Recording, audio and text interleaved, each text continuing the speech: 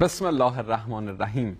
به نام خداوند بخشنده مهربان. مردم عزیز خوزستان سلام، وقت شما بخیر. امیدوارم در هر کجای خوزستان زیبای ما در این 64,000 کیلومتر مربع جذاب، این جغرافیای مقدس که زندگی میکنید سلامت باشید. به همه شما خدا قوت عرض میکنم، آدینتون بخیر. شما خوزستان همدل رو میبینید. حتما این برنامه در سومین قسمتش در شب‌های گذشته همکاران محترم من عرض کردن محضر مبارک شما که بناس انشاءالله سفر ریاست محترم جمهور در هفته آتی به استان خوزستان اتفاق بیفته. استان مهم خوزستان، مردم بی‌نظیر خوزستان. به هر حال این ظرفیت‌های متنوع و متکثری داره و البته به هر حال چالش‌های مربوط به خودش رو هم در واقع داره. ما خیلی خوشحالیم که در خوزستان همدل همه با هم مهیا میشیم برای یک سفر مؤثر مهم در استان عزیز ما در خوزستان. هر کجای خوزستان که شبکه استانی خودتون رو میبینید، شبکه خوزستان رو میبینید، امیدوارم سلامت باشید. ما با افتخار تمام در این برنامه سعی میکنیم بخش‌های مختلف، محورهای مختلف، رویکردهای مختلف در استان خوزستان رو بررسی کنیم. به هر حال استان عزیز ما نعمت‌های خدادادی فراوانی داره، میراث ملموس و ناملموس فراوانی داره. کجای استان عزیزمون که نگاه میکنیم یک اتفاق مبارک، یک شکوهمندی رو ما در استانمون میبینیم. شما مردم اثبات شده هستید از جنوب غربی ایران برای همه ایران. خوزستان همدل رو میبینید، نعمت‌های خدادادی رو ببینیم، برمیگردیم با افتخار. امشب هم میزبان دو چهره اقتصادی از استان خوزستان هستیم.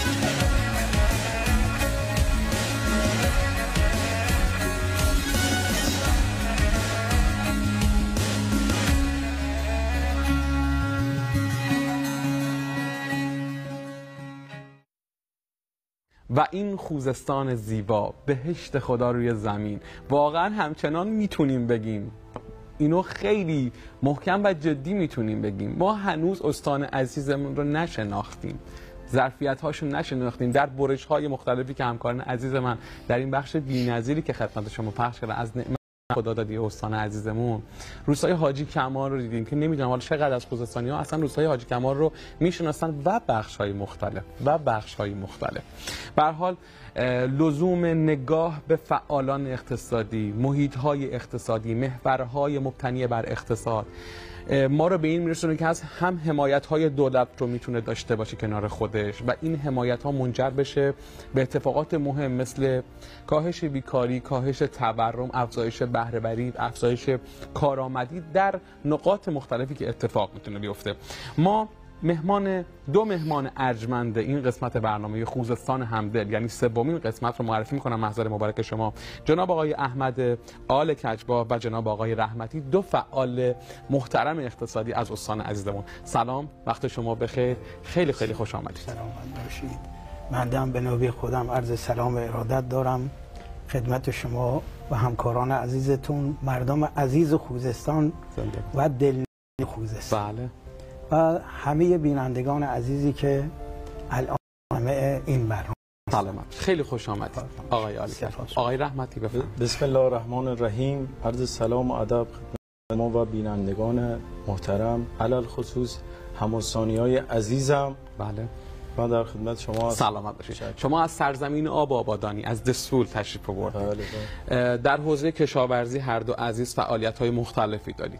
حمایت‌هایی که باید از طرف دولت بشه، لزوم همکاری دو جانبه شما و البته تاثیرگذاری در اون منطقه جغرافیایی که دارید فعالیت می‌کنید. قطعاً راجع به کسب و کار خودتون، این در واقع کارآمدی خودتون در اون نقاطی که هستید، از چه سالی شروع کردید، خیلی کوتاه که ان شاءالله به ادامه سال‌ها خدمت شما برسیم. بفرمایید. خواهش میکنم آقای آل کجباه، بفرمایید.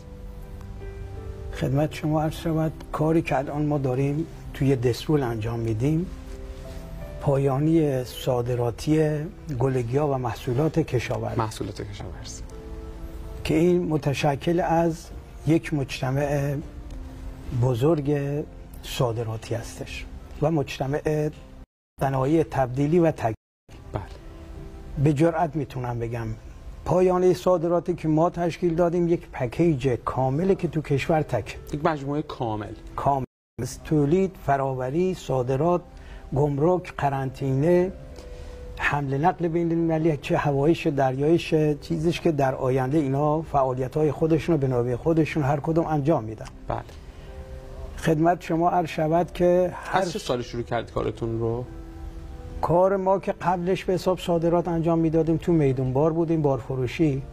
این عرض کنم که پیرمردترین بارفروش کشور بابای من بود که 3-4 سال پیش رحمت خدا رفت و همه بچه‌ها هم به تب بارفروش بودیم. بچه حالا منظم دادید به کار؟ یه ساماندهی دادیم برای صادرات. همون موقع صادرات بود، منتاج صادرات به این وسعت و گستردگی نبود. و کشورهای بیشتر خلیج فارس یا عراق بود یا امارات بود. بله. و یه مقدار ترکیه. الان خیلی از کشورها زیاد شدن و در آینده قطعا زیادتر خواهند شد. کشورهای اروپایی، بله، کشورهای زیادی هستن، چیزی قریب 400-420 میلیون نفر اضافه میشه روی تشکیل. یعنی شما از یک جایی به نام میدون بار شهرستان دسفول رسیدید به یک در واقع شرکت بسیار مهم که ارتباطات بین‌المللی برقرار کرده. و این لزومش خیلی تلاش بوده، خیلی سختی‌ها کشیده شده، اما منجر به یک اتفاق مهم و مبارک شده. چه در واقع روندی طی شد و این حمایتی که باید دولت‌ها انجام میدادن تا شما در واقع آدم‌هایی که میخوان به این مسیر حرکت کنن اتفاق بیفته؟ انسان‌ها معمولا وقتی میخوان به رشد برسن از صفر شروع میکنن. بله. ما از صفر شروع کردیم، یعنی تمام مراحل دیدیم، چه بارفروشی، چه باربارکنی، چه صادرات، چه کشاورز داشتن، چه تولید کردن، چه زراعت کاشتن، تمام این مراحل خانوادگی و اقوام ما دیدن تا به این مرحله رسیدیم که الان دیگه با سنتی نمیشه کار کرد. یعنی حتما بایستی به سبک جدید باشه و دانش بنیان باشه. لذا پایانی صادراتی به همین منظور تشکیل شده که تمام تشکل بارگیری، فراوری، سورت، بسته بندی، گمرک، قرنطینه، حمل نقل، همه اینا توی یک مجتمع چیز شده. یعنی یک صادراتی وقتی میاد اونجا دستش تو جیبشه، زمانی که میره فقط یه کارت میکشه که آقا این بار تحویلش. بسیار عالی. آقای رحمتی، شما هم به هر حال در دسفول در واقع در صنایعی که فراوری محصولات کشاورزی یک نقطه بسیار مهم برای تغذیه و سلامت مردم که حالا شما خدا رو شکر یک در واقع بخشای مختلفی در دسفول کارایی دارید و این خیلی نکته مهمیه که در واقع شما در کاهش بیکاری خیلی سهم مهم و جدی دارید. این یک بخش، یک سرفصل کار شماست. قدری راجع به کارتون و اون محیط کسب و کارتون برای ما توضیح. آقای زارعی، هلدینگ رحمت تجارت یک مجتمع تولیدی صادراتیه که توانسته تمام صنایع تبدیلی کشاورزی رو در یک جا احداث و راه اندازی کنه. بله. خب شما مطمئنا اطلاع دارین که اقتدار نظامی و اقتدار غذایی یکی از مؤلفه‌های اصلی اقتدار ملی یک کشور محسوب میشه. دقیقاً. و با توجه به اینکه استان زرخیز خوزستان قطب کشاورزی کشور هستش و با تولیدی بالغ بر 17 میلیون تن محصولات کشاورزی، این یک پتانسیل خیلی بزرگ بود، خیلی ظرفیت مهمیه. بعد ما به این نکته رسیدیم که ما میتونیم با تحقیق علم و توسعه رو بعد از تولید ما کار کنیم. آقای زارعی، ما کشاورزانمون تو بخش تولید کشداشت برداشت مشکلی نداشتن. بعد از تولید صنایع تبدیلی کشاورزیه که میاد زنجیره تولید رو سودآور میکنه برای ما تولید داشتیم در شهرستان دسفور و استان خوزستان. بحث تولید رو و در واقع کشاورزی مشکلی نداشتیم. بعد از این ماجرا قصه بوده. آقای ببین، ما اومدیم کشاورزمون رو آموزش دادیم. بله. بهشون محصولات صادراتی محور رو بهشون آموزش دادیم، بازارش رو پیدا کردیم، نهاده بهش میدیم و مسائل دیگه. ببینید آقای زارعی، ببینید کشاورزی دو تا بال داره، یکی تولید، یکی صنایع تبدیلی کشاورزی. دقیقاً. که این با این دو تا بال کشاورز میتواند به اوج اون ذهنیتی که داره به اون هدفش برسه. بله. پس صنایع تبدیلی کشاورزی یکی از مسائل مهمه و ما آقای زارعی ما از سال 97 به صورت رسمی مجتمع کارخانجات صنایع تبدیلی کشاورزی هلدینگ رحمت تجارت رو شروع کردیم به احداث و راه اندازی و هر سال ما یک فاز جدید احداث کردیم. یعنی ما این همونم متوقف نکردیم، یعنی هر سال یک توسعه، یک فاز جدید و تعاملی در واقع رسیدید. ما الان کشاورز هر موقع میاد تو مجموعه ما مثل یک هایپر کشاورزی هستیم. یعنی کشاورز هر موقع میاد، چه سبزیجات کارش باشه، چه سبزیجات کار، چه شالی باشه، چه زراعت باشه، تمام پکیجش ما داریم. یعنی یکی از اولین هایپرهای کشاورزی بله. ایران هستیم تو زمینه صنایع تبدیلی کشاورزی. و من به این نگاه میکنم که در واقع چه روزهایی گذشت که در واقع در کسب و کارها و چقدر نقاط مهمی وجود داره و حساسی وجود داره در حمایت هایی که دولت ها باید انجام بدن، در واقع مردم باید انجام بدن، که همه اینها منجر میشه به بهره وری کشور و استان عزیزمون. بخشی از محیط کاری دوستان عزیز ما رو، فعالین محترم اقتصادی رو، همکاران من در قالب یک بخش تقدیم نگاه شما میکنم.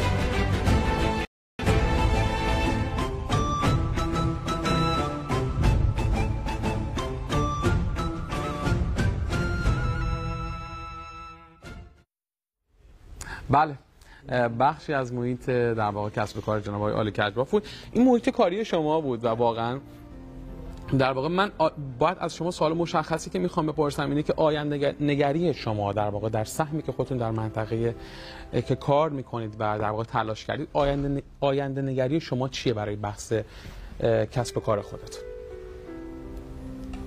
خدمت شما عرض شود که من این توضیح اجمالی را بدم. خواهش می‌کنم. که رشد و شکوفایی هر کشوری به دو تا بخش بستگی داره، یک بخش خصوصی، بخش دولتی. ما با بخش دولتی دو تا برادری هستیم که رشد مملکت را ایجاد میکنیم و لذا دولت به عنوان پدر جامعه بایستی حمایت کنه انشالله بخش خصوصی را تا بتونیم دوبال پرواز و رشد شکوفایی هر کشوری که این دوتا هستن بتونیم اون مرحله‌ای که مد نظر هستش برسونیم. شما نکاتتون به تسهیلاتی که باید در واقع بخش خصوصی در واقع دولت کمک کنه روی ادامه صحبت شما. بله، خدمت شما عرض شود دولت باعث زیر ساختارهای قوانین و مجوزات و ارتباطات بین دولت ها رو ریل گذاری کنه. بخش خصوصی هم میاد زیر ساختارهای تولید و فراوری و صادرات و سرمایه گذاری رو انجام میده، اما در این میان بنزین پرواز یا بنزین به قول اون هواپیمایی که دوبال پرواز هستن دولت هستش، تسهیلات هستش، قوانین تسهیل کنه. من خواهشم از مدیران استانی و کشوری اینه که جوانای ما فوق‌العاده مستعدن و خصوصا خوزستانی‌ها. بله.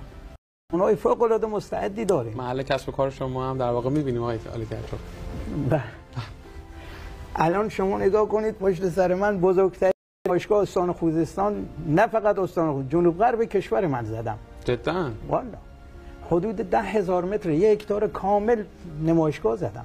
بله. حدود 20 تا اتاق به حساب، تمام افرادی که میان اونجا سلام که میکنن برای خودشون یه دفتر میدم صادراتیا و یه دفتر اتاق هم میدم به کارگراشون. یعنی ما تمام این استعداد اینجا احداث کردیم و انشالله آیندهش فوق العاده است. یعنی الان هم که دارن بچهای صادراتی کار میکنن میگه این پکیج تو کشور ما ندیدیم به این گستردگی، به این خوبی که تأمین تمامی مایحتاجش بشه. اما من بفرمایید، خواهش می‌کنم. اما خواهش ما از مدیران استانی و کشوری اینه که ببین ما روی بخش کشاورزی فوق العاده مستعد هستیم. خدا به ما زمین فوق العاده داده، آب فوق العاده داده، مردم فوق العاده هم داده. پس ما باید از این استعدادها استفاده کنیم، دنبال پالایشگاه نفتی نباشیم، پالایشگاه محیط زیستی، پالایشگاه گل گیاه، پالایشگاه گیاهان دارویی، پالایشگاه‌های کشاورزی، پالایشگاه‌های فراوری. ما اینا رو همه تو استان خوزستان داریم، فراموششون کردیم. حرف درستی است. بله. ما اینا رو باید از باد فراموشی در بیاریم، حمایت کنیم، کمک کنیم و انشالله قطعا نتیجه میگیریم. و این هم خدمتتون عرض کنم بخش کشاورزی و فراوری کشاورزی هم ارزش افزوده فوق‌العاده‌ای داره و هم اشتغال فوق‌العاده ایجاد میکنه. ما فراموشش کردیم. خیلی نکته مهمی رو شما من از مدیران استانی خواهش میکنم بابا نفت بذارید، بیایید کشاورزی رو بگیرید. خدا همه چیز به استان خوزستان داده، لایه پایین زمینای ما هستش که الان هم خیلی مشکلات برای ما ایجاد کرد. بله. اون لایه اولی که زمین هستش خدا میگه آقا من تمام رزق روزی شما رو زیر این خاک قرار دادم، بابا در بیاریم، فقط نفتت نگاه نکنیم. کشاورزی ما فوق العاده است، جوانای ما فوق العاده مستعد و فوق العاده اشتغالزا هستش. و چقدر کارا واقعا، و چقدر کارا. کافیه آسیب شناسی کنیم، حمایت کنیم، قوانینمون رو بروز کنیم و به قصد و انگیزه حمایت باشه انشالله که جوانای ما مجبور نباشن به جای دیگه برن مهاجرت کنن. آیا علیکرجا به هر حال این برنامه هم شما هم مردم عزیز ما میدونیم که نام برنامه خوزستان همدله و ما همه مهیای سفر رئیس محترم جمهور به استان عزیزمون هستیم. همه این نکات حتما قابل حله. شما به درستی میگید زمین وجود داره، نیرو و ارزش انسانی وجود داره و فقط نیاز به یک مدیریت بالادستی با نگاه باز هستش که امیدواریم در استان ما واقعا امیدواریم که اتفاق بیفته. آقای رحمتی، به هر حال قوانین و مقرراتی که دولت‌ها در ارتباط با و شما فکر کنم با جهاد کشاورزی به صورت مستقیم در واقع کار می‌کنید، نگاهتون و پیشنهاداتتون و اگر مشکلاتی در حوزه قوانین و مقررات که تسهیل کنن آدم‌هایی که مثل شما قرار هست که بناست که فعالیت خودشون در فضاهای مختلف، در مدل‌های مختلف و اندازه‌های مختلف شروع بکنن. آقای زاری، من خدمتتون عرض کردم کشاورزی در استان خوزستان یه ظرفیت بسیار بالایی داره که اونم نعمت خدادادی داریم که همه از خاک و این مسائل هستش. بله. و ما تولید سالانه 17 میلیون تن در محصولات کشاورزی داریم تو سال. ما میتونیم با این تولید سالانه‌ای که داریم به واسطه صنایع تبدیلی کشاورزی که حمایت ویژه‌ای بشه، نگاه ویژه‌ای بشه به نسبت صنایع تبدیلی کشاورزی، این دو تا بال تولید و صنایع تبدیلی کشاورزی میتونه هم رونق اقتصادی داخل استان ایجاد کنه و هم اشتغالزایی پایدار روستایی. ببینید کشاورزی بزرگترین شغل جهان هستش که داره خودش رو مدیریت میکنه. خب الان داخل استان عزیزمون که این همه ظرفیت هست انتظار من از وزارت جهاد کشاورزی اولین موضوع اینه که نسبت به ظرفیت استان نگاه ویژه‌ای داشته باشه نسبت به استان خوزستان. نسبت اگر میخواد بودجه‌ای تزریق کنه با استان‌ها، ببین خوزستان رتبه اول تولیدات محصولات کشاورزی هستش تو کل ایران. خب ما نباید خوزستان رو با یه استانی که به فرض رتبه 6 یا 7 است مقایسه کنیم نسبت به بودجه دادن. باید بودجه خاص و نگاه ویژه‌ای باشه که بشود از این ظرفیت‌های استان استفاده درست کنیم. در مورد تناسب در واقع سهم بودجه هاست. و از این مدیران استانی هم نگاه ویژه تری نسبت به صنایع تبدیلی کشاورزی داشته نگاه باشن. وجود داره. نگاه قبلا ببین قبلا فقط فرایند کشاورزی فقط کش برداشت بود. بله. ما بعد از برداشت کشاورزی مسئله داریم و الان جدیداً خدا رو شکر مدیران دارن دید مثبتی به صنایع تبدیلی کشاورزی دارن، نگاه مثبت و ویژه‌ای دارن مدیران جدید و باید این اهتمام بورزه. نگاه ویژه چی میتونه باشه؟ نگاه ویژه نسبت به مثلا اگر مجوزی هستش سهولت داشته باشه صدور مجوزات، یعنی یه مجوز ساده نه من تولید کننده رو انقدر درگیر یه مجوز ساده کنه. یه مثلا مسائل بوروکراسی اداری برای تولید کننده باید یه ذره سخت‌تر و آسان‌تر بشه که خیلی شرایط بهتر شده نسبت به گذشته. باید آدم اینم بگه، یعنی نکات مثبت هم باید بگی. ولی واقعا به واسطه صنایع تبدیلی کشاورزی میتونیم ما چرخ اقتصادی استانمون رو بهتر بچرخونیم و تأثیر سریعتری داشته باشه. ببین ما دنبال اینیم که این تاثیرگذاری سریعتر باشه.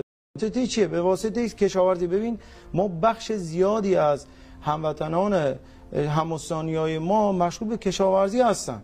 یعنی سریعترین روشی که میتواند روی سفره مردم تاثیر بذاره صنایع تبدیلی کشاورزیه. بعد از تولید گفتم تولید و صنایع تبدیلی کشاورزی دو تا بال هستن، باید به اندازه هم رشد کنند. ما الان 17 میلیون تن محصولات کشاورزی تولید میکنیم، انواع محصولات کشاورزی. آیا صنایع تبدیلی کشاورزیمون به چه حده؟ به چه امکانیه؟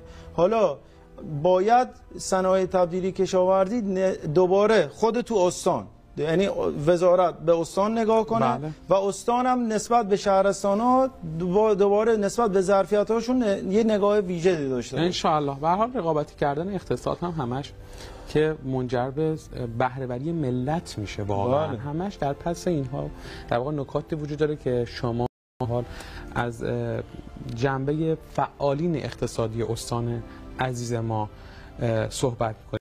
این نگاه می‌کنیم که استان چقدر استان ویژه‌ای است. انگار خدا این استان رو بغل کرده، انگار که نه، یقینا ما پر از ظرفیت و نعمت‌های خدادادی هستیم.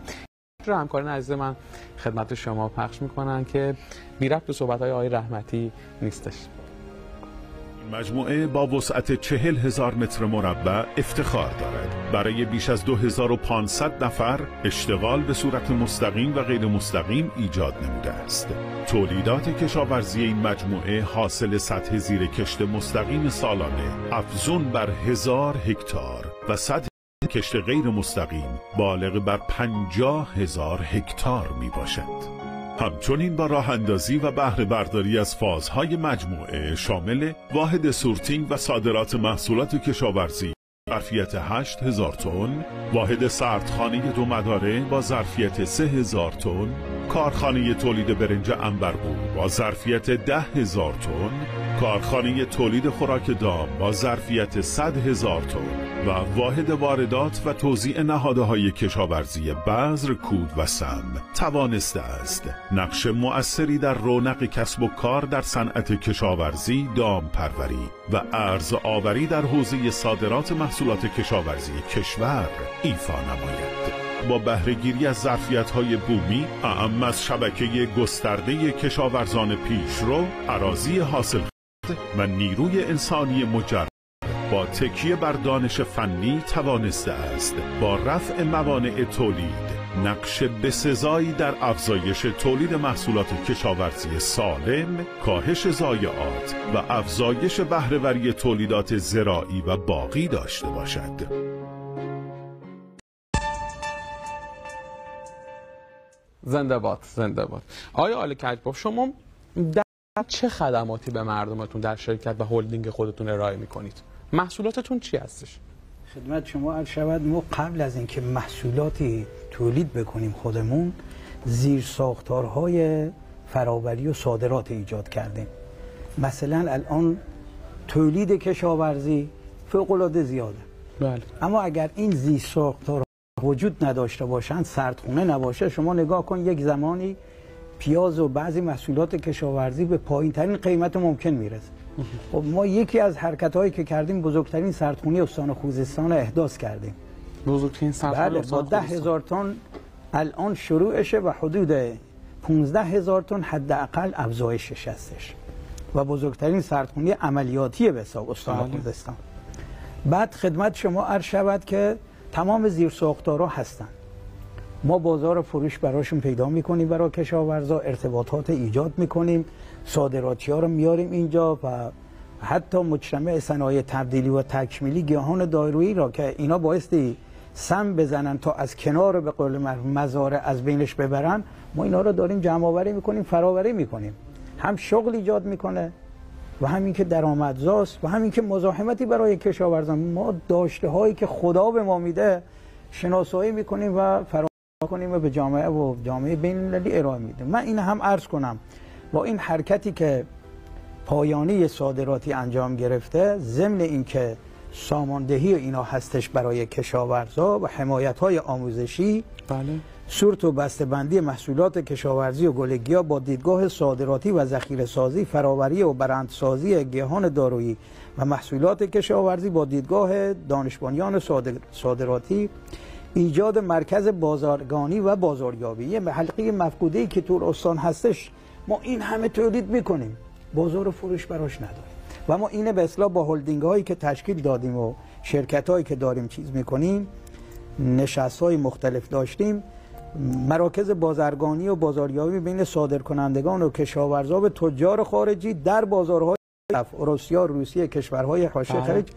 بعدش هم یه چیز خیلی مهمی که هستش، حمایت از اختراعات شرکت های دانش بنیان که بهینه سازی کردن و فراوری کردن به اصطلاح، چه آب و چه زمین و چه همه اینا هستش. ما الان محصولات آبدهی به اصطلاح چیزا دستگاه‌های دوستان جوان ما درست کردن که حدود 80% شوخی نیستش در مصرف آب صرفه جویی میشه.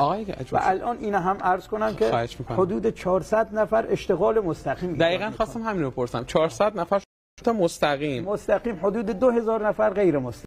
بسیار. خب ما اگه بتونیم حقوقی برای اینا در بیاریم، شام حساب مایحتاج روزمرهشون ما ایجاد بکنیم، زمینش ایجاد بکنیم، کار بکنن، گفتم یه استعدادها هستن هدر میرن.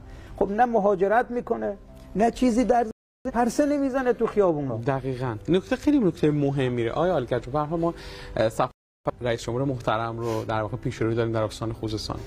به هر حال فکر می‌کنم هر رئیس جمهوری، هر کسی که در مقام عالی جمهور قرار میگیره، دوست داره که فعالین اقتصادی بار رو از روی دولت بردارن. شما 400 نفر به صورت مستقیم، اگر فازهای بعدی کار شما و دوستانی مثل شما در استان خوزستان مهیا بشه، آقای و همه دوستان، این 400 نفر میشه 800 نفر، میشه 1000 نفر و این فضا بکر و پویایی در ما به وجود میاره. آقای رحمتی، شما اساس کارتون و دقیقاً به جزئیات کار چیست؟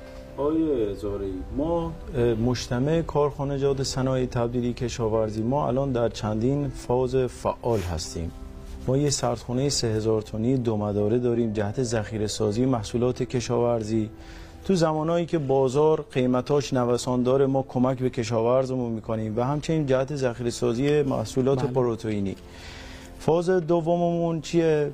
بحث تولید، بسته‌بندی، فراوری و صادرات محصولات کشاورزی. یک زنجیره تولید ما داریم تو این موضوع آقای زارعی که میایم تمام پروسه ما می‌بینیم. بله، ما تمام زنجیره تولید داریم. ما از مزرعه تا محصول بسته‌بندی شده تو کشور روسیه که مجموعه رحمت تجارت داره حمایت میکنه، میایم چیکار کنیم؟ میایم به کشاورزمون نهاده میدیم، بذر میدیم، کود میدیم، سهم میدیم، حمایتش میکنیم، مشاوره بهش میدیم، محصولش تولید میکنه و در نهایت محصولش خریداری میکنه. این میشه کشاورزی قراردادی. در اصل ما یکی از اهداف مجموعمون تبدیل کشاورزی معیشتی به کشاورزی قراردادی هستش. کشاورزی پیش بینی شده، یعنی کشاورزی بدونه داره محصولش رو کش میکنه، در نهایت فروشی وجود داره. بله. تو فاز سوم یک کارخانه تولید برنج عنبربو داریم با رحمت. یک برنج عنبربو، یک برنج با طعم گرم، خوش عطر و بو که واقعا یکی از بهترین محصولات هستش که الان داریم می‌بینیم. آره، که واقعا برنج عنبربو تو استان خوزستان یکی از نعمت‌های استان خوزستانه، ولی درست معرفی نشده. ما داریم اینو برندینگ میکنیم و ما اینجاییم که انشالله درست معرفی بشه. سراسر کشور داریم دسترنج حاصل کشاورزان معرفی میکنیم.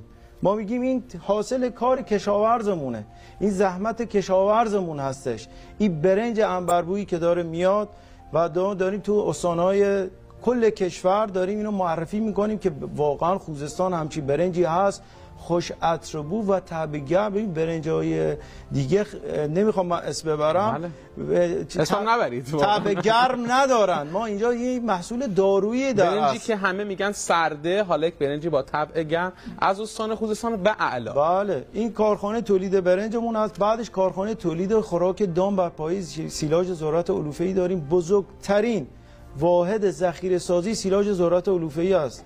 این محصول استراتژیکیه، اصلا امکان واردات وجود نداره.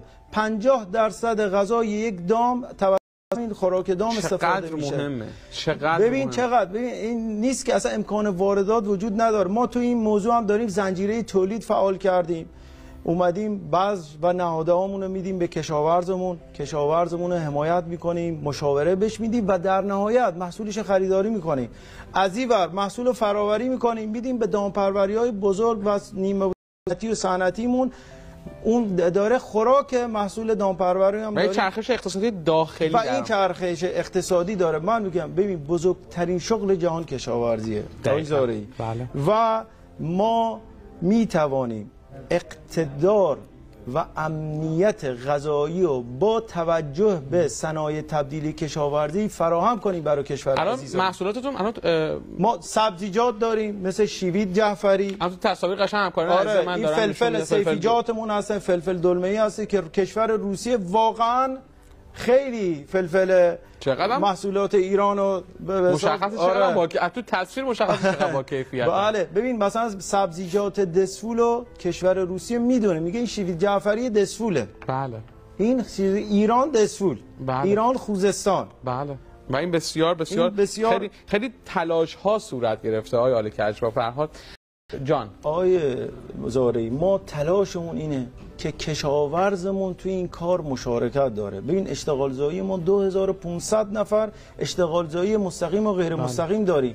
یعنی چی؟ یعنی این صنایع کارخانجاتی که فعال هستن مواد اولیه‌شون کیه؟ کشاورزه. بله. ببین کاری عام المنفعه است، یعنی کاری هستش که کشاورز یک طرف قضیه است. اما کشاورز این محصولی رو کش میکنه، میاد با فراغ راحت میاد محصولش رو فروش میکنه. یه دغدغه کشاورز هم برطرف 100% میگه کار خوب دعاست.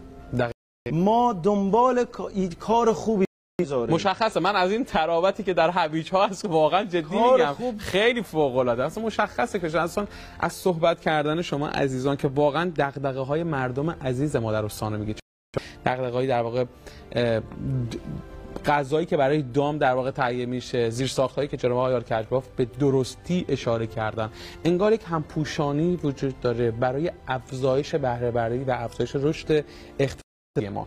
اجازه بدید بخش ببینیم برمیگردیم. ما خیلی خوشحالیم که در خوزستان همدل محضر شما هستیم و همه ما محضر مردم عزیز استان خوزستان. هر جای استان رو که نگاه میکنیم بی‌نظیره، واقع خوزستان بی‌نظیره.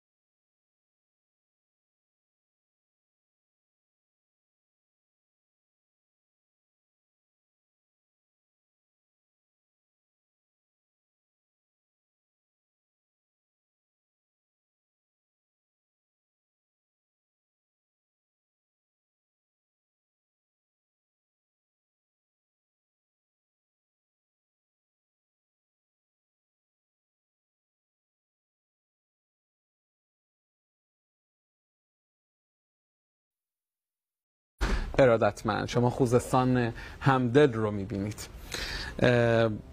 جناب آقای آل کجروف،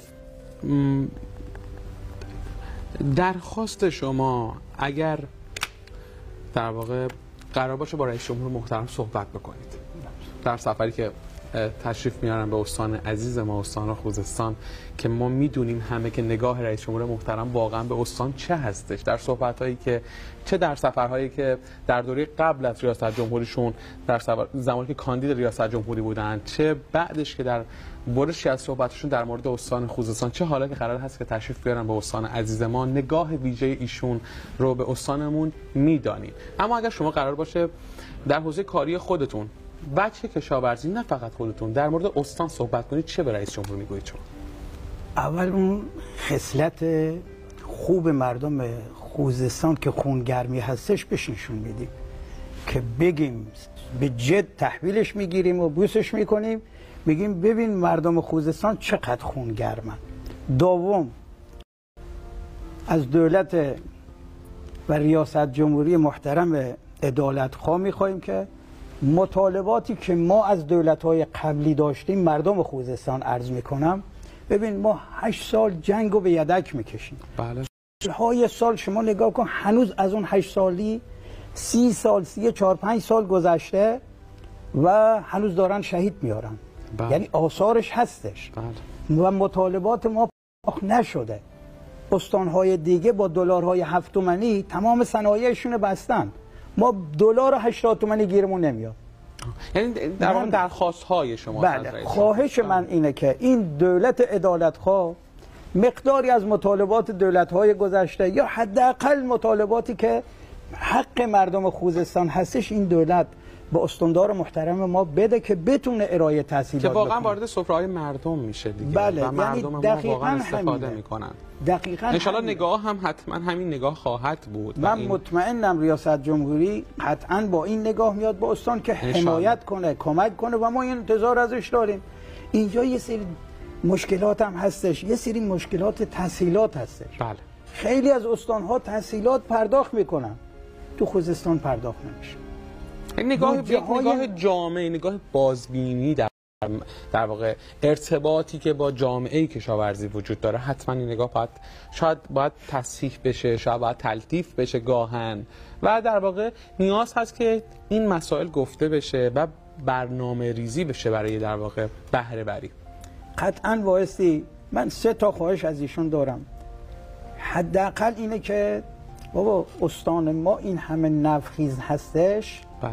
خواهش ما اینه که از این نفت چیزی به مردم خوزستان برسه. بله. یه مطالباتی در حوزه کشاورزی که شما دقیقاً تخصص شماست و سال هاست که واقعاً از اون در واقع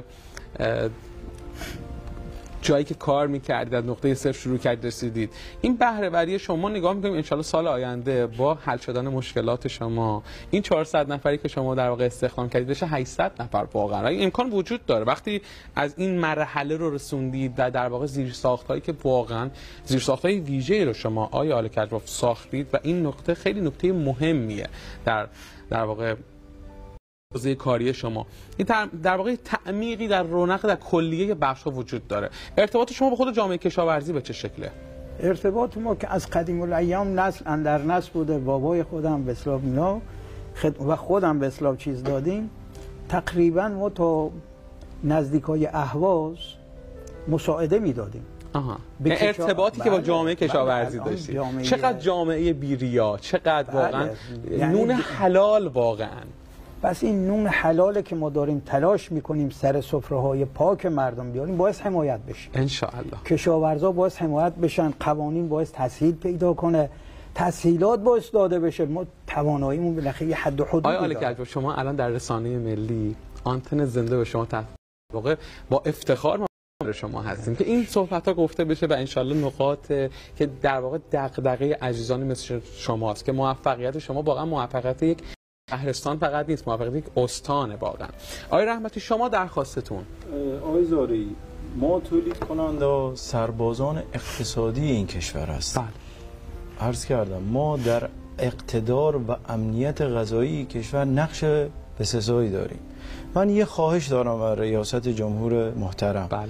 اینه که نسبت به ظرفیت و پتانسیل استان بخش کشاورزی و نگاه ویژه تری ببینه. بله. یعنی تو وزارت جهاد کشاورزی بر اساس ظرفیت و پتانسیل نگاه خوزستان نگاه ویژه‌ای داشته باشه. خوزستانی که 17 میلیون، این عدد ممکنه گفتنش ساده است ولی واقعا قابل توجه. 17 میلیون تن محصولات کشاورزی در انواع مختلف داره تولید میکنه، نگاه ویژه نیاز داره، نگاهی داره که بودجه خاص به بخش کشاورزی تامین بدن، تخصیص بدن و ما تولیدکننده ها یار و یاور دولت بدونن. بله. ما سربازان اقتصادی این کشور هستیم و افتخار میکنیم. ببین زمان قدیم زمان جنگ بود، توپ و تفنگ بود، جنگ اقتصادیه. ما با تمام وجود عمرمون، سلامتیمون رو کف دستمون گرفتیم، توی شرایط سخت با افتخار اومدیم داریم کار میکنیم. خیلی هم لذت میبریم از این کار. فقط خواهش میکنیم عزیزانی که دولت داخل پایتخت نشستن تو وزارت جهاد کشاورزی، راه ویژه‌اش این که بر اساس ظرفیت استان بهش اعتبار تخصیص بدن، نه اینکه مثل بقیه جاهای دیگه که هر استان یه ظرفیتی داره. گاهی استانی اصلا کشاورزی نیست. شما نمی‌تونید نگاهی که به استان دارید، مثلا خوزستان دارید، به یک استانی که کشاورزی نداره در واقع یک نگاه فقط همین نکته رو در نظر داشته باشن و عملی رونق اقتصادی داخل استان شروع میشه. چرا؟ چون که بخش کشاورزی در کل استان بخش بسیار زیادیه، مردم زیادی در تولید کشاورزی هستن و مستقیما روی سفره مردمه. بله، بسیار عالی. آقای آل‌کرجی، شما در واقع پیشنهاد شما برای رونق کشاورزی چه هستش؟ یعنی رونق تمامی ابعادی که به کشاورزی ربط داره، پیشنهاداتتون چی هستش؟ ما بایستی کشورهای هدف رو بررسی کنیم. اونا چی میخوان؟ ما کشاورزی که محصول ما باید به اون مقصد برسه. که کشاورزی با اهداف صادراتی، یعنی تولید با انگیزه صادراتی باشه. یعنی کشاورز ما آموزش ببینه، از روش‌های سنتی به روش‌های نوین بیادش. اینا همه حمایت میخواد. ما الان به اصطلاح کارهایی که الان داریم انجام میدیم، سالن‌های سورتینگ داریم. سورتینگ چیه آقای آل‌کرجی؟ سورتینگ تمام محصولات کشاورزی رو میاریم سورت، بسته‌بندی و فراوریش میکنیم. آره، سالن‌های فراوری انواع گیاهان دارویی را داریم و داروهای گیاهی دانشبانیان داریم. ما چیزا داریم که توی خوزستان وجود داره، اصلا استفاده شاید گاهی مردم ما هم ندونن. بعضی از مردم نمیدونن، بعضی از مردم هم زمینه‌هاش نیست که به حساب فراوری کنن. شما وقتی میرید تو عشایر خیلی از طبابت‌های محلی و سنتی را به جای طبابت امروزی به حساب چیز میکنن، استفاده میکنن و چه نتیجه میگیرن. شما نگاه کن، همین طب سنتی که ایران داره رشد پیدا میکنه، تمام داروهاش توی بیابون‌های استان خوزستان هستش. چه به حساب خدا آفرینی هستش، چه به اصطلاح چه خودرو باشن، چه واقعا کاشته بشن. آره، ما امکانات و استعداد داریم. تمام ضایعات کشاورزی شما نگاه کن، تمام این کشاورزی ها وقتی میارن توی پایانی صادراتی ما، توی ما صنایع تبدیلی، یکی از کاراش اینه که وقتی شبت و گشنیز و جعفری و محصولات دیگه رو میارن، خب اینا رو بسته‌بندی میکنن، یه سری ضایعات داره. ما ضایعات بله، ضایعات میبریم، تمیز میکنیم، شستشون میکنیم، عرقشون میگیریم. الان که رسم سنت به لاغری شده و نمیدونم این چیزا شده، کرفس ما مثلا خشکش میکنیم، فراوری میکنیم، عرقش میگیریم، خب این برای لاغری. شبت همینطور، خیلی چیزایی دیگه هست. بعدش خدمت شما، بعد از فراوری دیگه هیچ کاربرد نداره، همونا رو خشک میکنیم، آسیاب میکنیم، هم خوراک دام میتونیم استفاده کنیم که قطعا توی انشالله سال جدید هم خوراک دام استفاده کنیم، بسلا کمپوست‌های مختلف برای خود کشاورزی استفاده میشه. یعنی هیچ ضایعاتی ما، چیزی به نام ضایعات دیگه وجود نداره. همه میشه فراوری، 100% سود. بله، به ما میگفتن آقای کجباب شما چرا بعضی چیزا رو میخوام مجانی انجام؟ گفتم بابا جون، اونه که میخوام انجام بدم، ضایعاتی که برام من میمونه سودآوریشه. فوق العاده است. بسیار عالی، بسیار عالی. واقعا هر لحظه‌ای که میتونیم راجع به استانمون صحبت بکنیم، به این میتونیم نگاه کنیم که میگن، شنیدیم و درسته، خوزستان شیشه عمر ایرانه به کدوم طرفش نگاه کنیم. این هر چقدر این جمله گفته بشه، هر چقدر این جمله گفته بشه کمه واقعا، تا روز واقعا به استانمون نگاه ویژه‌ای باشه. شما در هر حوزه‌ای درس بس میدم خدمت شما بزرگوارانی که پای گیرنده ها شبکه استانی خوزستان رو میبینید، واقعا به هر طرف استان نگاه کنید، با هر مورد، با هر حوزه، در هر محوری قرار صحبت بشه، به نعمت‌های خدادادیش قرار نگاه کنیم. از کجاش بگیم؟ از زاگرس بگیم یا خلیج فارسش بگیم؟ از اقوامش بگیم؟ از کجای؟ چه ظرفیتی از اقوام بگیم؟ از میراثی که خدا به این داده بگیم که خدا واقعا استان خوزستان رو بغل کرده. مطالعاتی شده بود که این منطقه، یعنی این 64,000 کیلومتر مربع بی‌نظیره، همه چیز در این استان وجود داره. ببینیم استان عزیزمون رو.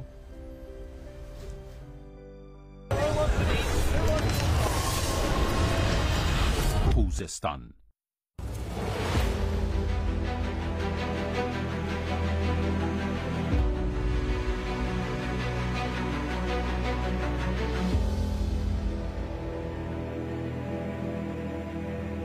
سرزمین فرصت‌ها.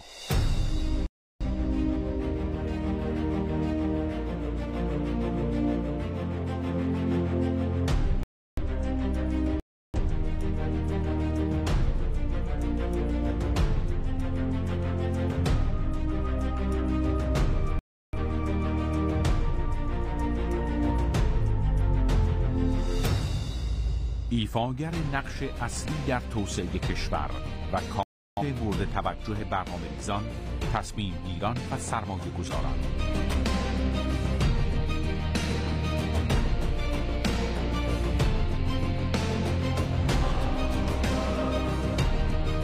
برخوردار از منابع نفت و گاز، معادن، دریا و مرز مشترک با کشورهای همسایه که زمینه سرمایه گذاری در حوزه‌های مختلف آب و پتروشیمی، حمل و نقل، صنعت و کشاورزی، میراث فرهنگی و بهداشت و درمان را فراهم نموده است.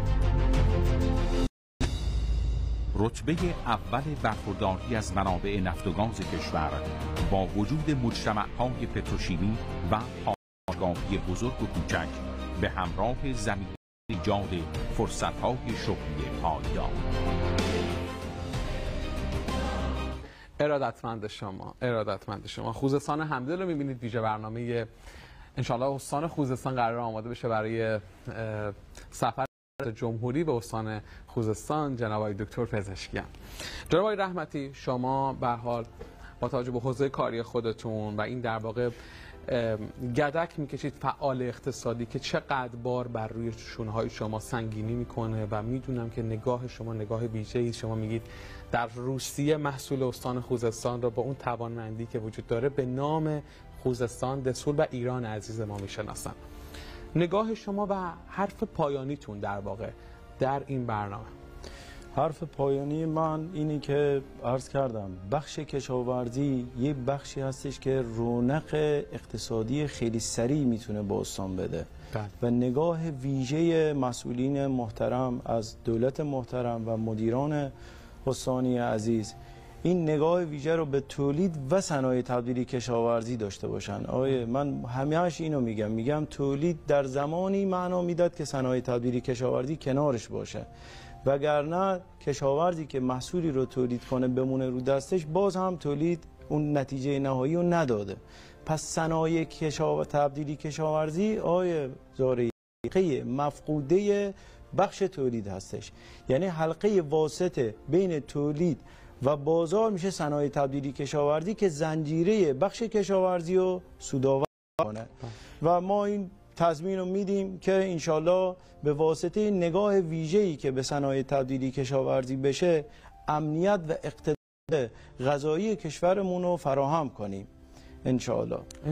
این نگاهی که در واقع شما اشاره هم کردید، نگاهی که با توجه به ظرف استان‌ها به استان آگاه بشه وزارت جهاد کشاورزی. خیلی نقطه مهمیه. نه اینکه بگن مثلا چند تا استان داریم تقسیم کنیم بودجه مثلا به تمام مساوات بین همه. مساوات. واقعا استان خوزستان نمیشه با بقیه استان ها. پیش بینیتون ان شاءالله برای حوزه کاری خودتون، برای اینکه در واقع کاهش بیکاری، افزایش بهره وری شما برای سالهای آتی چه هستش؟ ببینید آقای زارعی، ما تو مجموعمون بیشتر شاغلیمون جوون هستن و این یکی از افتخارات ما هستش. من اخوی بنده، من و اخویم با همیم، ولی دیگه امروز شرایط جوری نشد که تشریف بیارن و همیشه دعایمون اینه که ما جوانایی که اینجا هستن سر سفره این شرکت هستن، این گرهگشای مسائل کاری ما هستن توی شرایط سخت اقتصادی. واقعا میدونی مشکلات اقتصادی زیاد هستش ولی شدنیه. ولی اگر آدم بخواد میشود کار کنی. ببین مشکلات رو ما نباید ببینیم، برای کشورمون پر از نعمته، پر از فراوانیه، پر از مسائل خدادادی هستش و این موضوع میتواند کمک کند به بخش کشاورزی. یعنی همین کلمه شما میتونید که انشالله انجام بدید. آیا ما با هم میتوانیم غیر ممکن ها رو ممکن کنیم. بسیار بله انشالله ما دعامون هم همینه. آیا آل کجوب حرف پایانی شما؟ من فقط عرض کنم که ضمن اینکه از همه مدیران استانی میخوام واقعا نگاه ویژه داشته باشن به کشاورزی استان که بسیار سودآور و اشتغالزا هستش. این هم عرض کنم خداوند وقتی بهشتش معرفی میکنه و هدیه و جایزه میخواد بده به مردم، میگه اگه این کار کردی بهشتی بهت میدم. بهشتی که درختهای فلان هستش، یعنی کشاورزی دیگه. کشاورزی یعنی بهترین تعبیر اینه که بهشت خدا هم مثل خوزستانه، همش کشاورزی، همش درخت، همش آب و خاک و کشاورزیه، همش سبزه. یعنی وقتی که امثال لؤلؤ المرجانی که صحبت میکنه میگه کجا هستش؟ کنار این درختهایی که نهرها جاریان. هم آب خوزستان یعنی خداوند خوزستان یک بهشت کوچک کرد، یک بهشت دنیایی کرده. و قطعا آینده همین درختایی که ما میکاریم درختایی هستن که آخرت ازشون استفاده میکنیم. و من به واسطه خودم عرض کنم که من دوران 8 سال دفاع مقدس رو با خیلی از شهدا بودم تو استان خوزستان. اگه نام ببرم حداقل میدونم با 1000 تا شهید آشنایی کامل و نزدیک دارم، کامل داشتم. شما از اهواز بگیر حاج اسماعیل فرجوانی و حسین علم الهدا و علی رضا اسکندری و اینا رو توی محاصره های مختلف خدمتشون بودم، کنارشون بودم در نهایت دوستی. الان به تنها چیزی که فکر نمی کنم سختیه. وظیفه داریم پاسدار خون این شهدا باشیم و ما برای جوانایی که انقلاب ایجاد کردیم باید انقلاب براشون شیرین کنیم. و اگر سربازها در اون روزها برای جونشون برای خاک میدادن، الان شما سربازهای اقتصادی هستید در حوزه اقتصادی، رزمنده ها باید حمایت بشیم. ما رزمنده های اقتصادی الان هستیم. مقام معظم رهبری هم فرمایش کردن رزمنده های اقتصادی اتفاقا خط شکنیم. الان که دیگه مثلا امنیت غذایی بحث اصلی شده، ما دوباره خط شکن شدیم. اینه که خواهشاً کاری کنیم همه با این دیدگاه که برای جوان‌ها شغل ایجاد کنیم و انشالله بهشت کوچکی که خدا به ما در استان داده تو آخرت ذخیره آخرت ما باشه. واقعا از همه شما، از شما دو عزیز تشکر میکنم. من فقط یه صحبت کوتاه، واقعا خیلی کوتاه. آقای زارعی، ما در بین مردم ما کسانی که به کشورشون افتخار میکنن کم نیستن. اما ما در تلاشیم نسلی رو بسازیم که کشورمون به اونها افتخار کنه. انشالله که ایرانی آبادتر و مردمانی مسئولیت پذیرتر داشته باشیم و از نیاکانمان یاد بگیریم که برای حفظ کشورمون جان خودشون رو فدا کردن تا کشورمون پابرجا بمونه. زنده باد. بسیار بسیار خوشحال شدیم با شما گفتگو کردیم. سلامت باشید. مردم عزیز استان خوزستان، شما همدل رو میبینید. ما امیدواریم و امیدوارم که در واقع اتفاقهای بسیار خوب در پی سفر مقام عالی جمهور، رئیس جمهور محترم جناب دکتر پزشکیان به استان خوزستان بیفته. به هر حال استان خوزستان ظرفیت‌های متنوعی داره. به هر کدام از این ظرفیت‌ها که نگاه بشه واقعا سهم اون ظرفیت، اتفاق مبارکی که در واقع توجه ویژه به استان خوزستان باشه در کشور ما، در همه ابعاد کشور ما، در توسعه ملی کشور عزیز ما نمای خودش رو نشان میده و این بسیار نقطه مهمیه. ما خوزستان رو توجه بکنیم انگار به کل استان عزیزمون توجه کردیم. ما بر محورهای اقتصادی صحبت کردیم. محورهای اقتصادی شاخه های بسیار مهمیش به استان خوزستان رفت پیدا میکنه. بحث حوزه های نفتی، حوزه های پتروشیمی، حوزه های کشاورزی، اقوام ما صورت‌های بسیار بسیار مهمی هستند که باید توجه بشه. سرفصل‌هایی هستند که انشالله ما امیدواریم در سفر مقام عالی جمهور و در واقع هیئت همراهی که همه وزرا هستند در کارشناسان و معاونت‌های مختلف شخص استاندار عزیز ما، همه اینها برای استان عزیز ما موجب بهره‌وری بشه و اگر بر تو ببندد همه ره‌ها و گذرها، ره پنهان بنماید که کس آن راه نداند. راه پیشرفت استان خوزستان انشالله همه مردم ما در استان خوزستان میرن. شما خوزستان حمله رو دیدید، هفته بسیار بسیار بسیار خوبی رو برای شما آرزو میکنیم. موفقیت و سلامتی. شب شما بخیر. یا علی، خدا نگهدار.